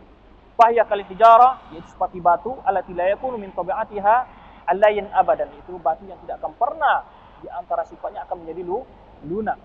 Bihadza nahallahu mu'minin amithli halin, karena itulah Allah melarang orang-orang beriman sebagaimana meniru sifat-sifat mereka, keadaan mereka. Boleh kita contoh. Alam ya'ni al-ibana firman Allah sebutkan alam ya'ni alladziina aamanu an takhsha'a qulubuhum li dzikrillah wa ma nazala minal haqq wa la yakunu kal ladziina utul kitab min qabl fa tala 'alaihimul amadu fa qasat qulubuhum wa katsirun minhum fasiqun. Yang mana bukankah sudah pantas bagi orang belum datang tak punya bagi orang yang beriman itu hati mereka menjadi khusyuk untuk mengingat Allah. Alam ya'ni, ya. Alam ya'ni bukan sudah datang waktunya bagi orang beriman untuk hati mereka khusyuk kepada Allah. Wa ma nazala minal haqq, itu juga terhadap apa yang diturunkan Allah dan ayat-ayat dari kebenaran, ya. Wala yakunu kalladzina, jangan sampai mereka seperti orang-orang utul kitab, orang ahli kitab yang diberi kitab min qabl sebelumnya. Wa tala 'alaihimul amad, itu tatkala masa panjang, wa faqasat qulubuhum, jadi hati mereka menjadi kasar, menjadi kesat, ya, keras, hati mereka menjadi keras. Wa katsirun minhum fasiqun, kebanyakan mereka melakukan adalah orang-orang yang fasik. Allah katakan itu wala yakunu kalladzina utul kitab min qabl, jangan sampai kita mencontoh perbuatan orang yang telah diberi kitab itu ketika masa berlalu, Nabi pelajaran mereka sudah jauh, mereka itu melenceng dari ajaran yang dibawa oleh para nabi-nabi mereka. Kalau ta'ala fahya kal hijarati aw asyadu qaswa, hati mereka bagaikan batu, bahkan lebih keras daripada batu. Aisar quluhum Bani Israel, artinya hati Bani Israel itu ma'atul amad, dengan masa yang sudah panjang, qasiyatun ba'idah, itu keras, itu jauh sekali dari peringatan mau itu tidak bisa mampu ditembus oleh peringatan ajaran-ajaran, nasihat tak mampu lagi hati itu ditembus.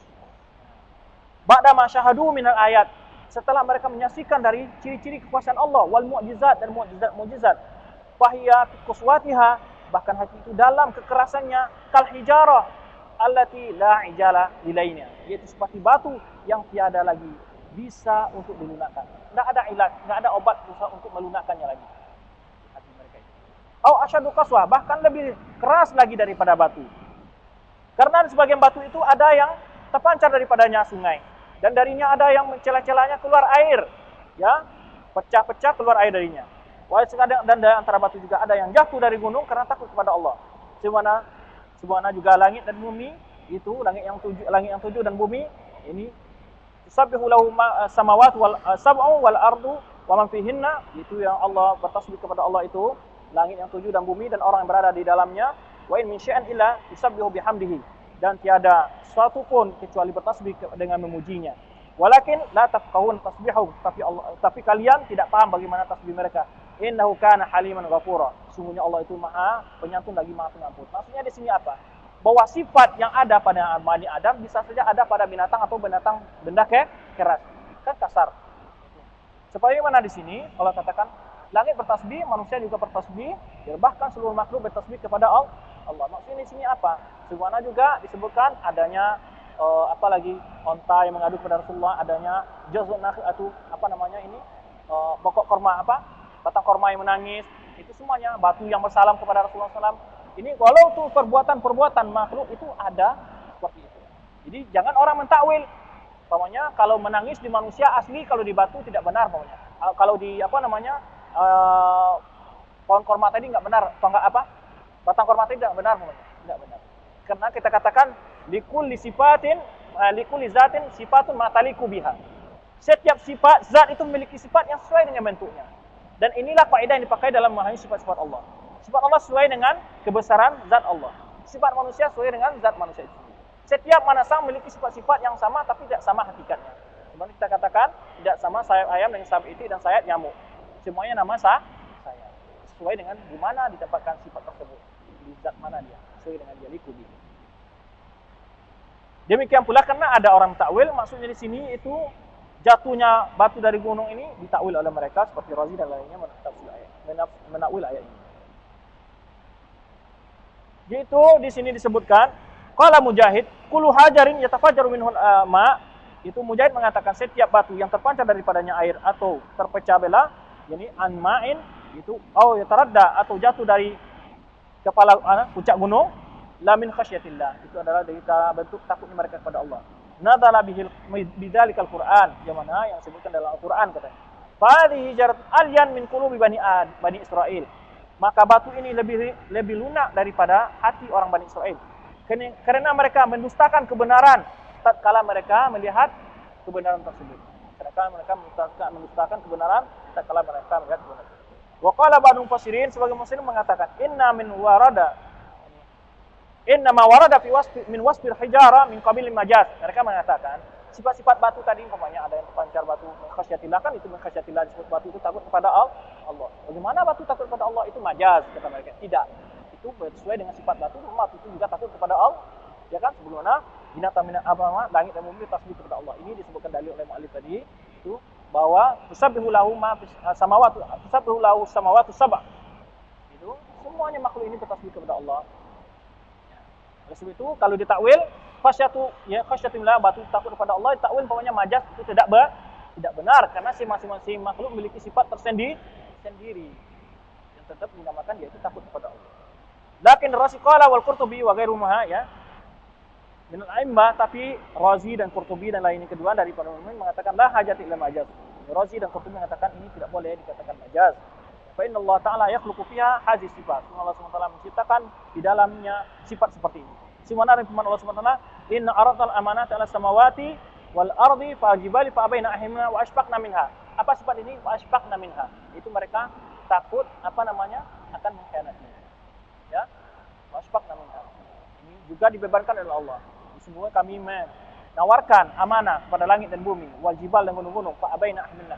Lalu semuanya enggan untuk membawanya. Ashfaqna minha, dan mereka khawatir dari semuanya.